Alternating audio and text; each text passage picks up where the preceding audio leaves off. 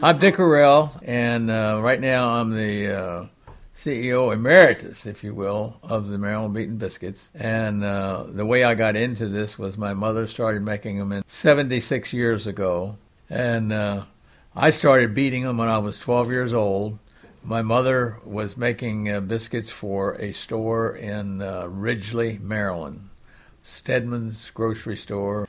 I wandered around the world for 42 years with the Army, Navy, and Air Force, and my mother, at the age of 88, asked us to come home. She would make a place for us to live, and we built a house, as you see down here, on the lower part of the lot. And I became the manager, president, and of the Maryland Beaten Biscuit Company. And that's the way the biscuit business started, and we're still making biscuits.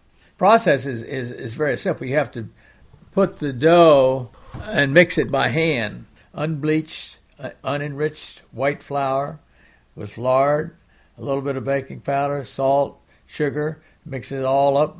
Either put it in a biscuit block or put it in the roller, and you beat it or roll it for anywhere from 15 to 45 minutes. And then put it on the biscuit block or put it in the roller, as you saw. And then it's rolled about 15 to 20 minutes, and then when it's ready, the person rolling it knows, puts it on the table, and then people start making it out. Every biscuit is still made by hand. Take it out, put it on the stainless steel tables out there, and the women make them out, 4.5 dozen per pan, ship them up to the area where they're cooked, and then they're put on the racks and sent up to be baked. To make 60 biscuits, it takes 3.5 hours. And the reason for that is because you have to beat them, as I showed you, anywhere from 45 to 50 minutes to an hour, depending on what the weather is, what the flour is, and how the molecules of the lard fit into everything. They have to be beaten because there's one ingredient that everybody uses for making bread, and that's yeast. There is no yeast in the biscuits at all. So to get the biscuits so they can be soft enough to make out, then you have to beat them. And you beat air into the biscuits. And when the air starts snap, crackling, and popping, then you know that the biscuits are ready to be made out. They bag them. They can't bag them hot because we put them in plastic bags and the plastic would burn. And that's the process. The equipment we use, the primary piece of equipment we use is a roller.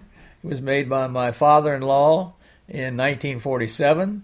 The biscuit pick is, and we have arguments over this between Mary and I, and she says it's to let the air out, and she's probably right, because if you cook the biscuit without picking the top of it, it'll bubble on top and blister.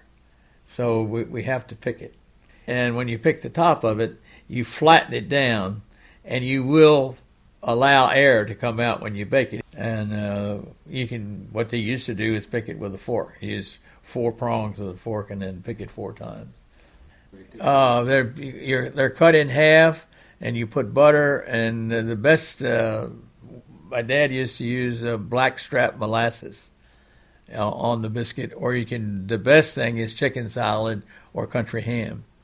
And most farms and houses had country ham in their ice boxes all the time. My grandfather always had a country ham because he killed hogs. He killed 20 to 25 hogs a year, and they had country ham.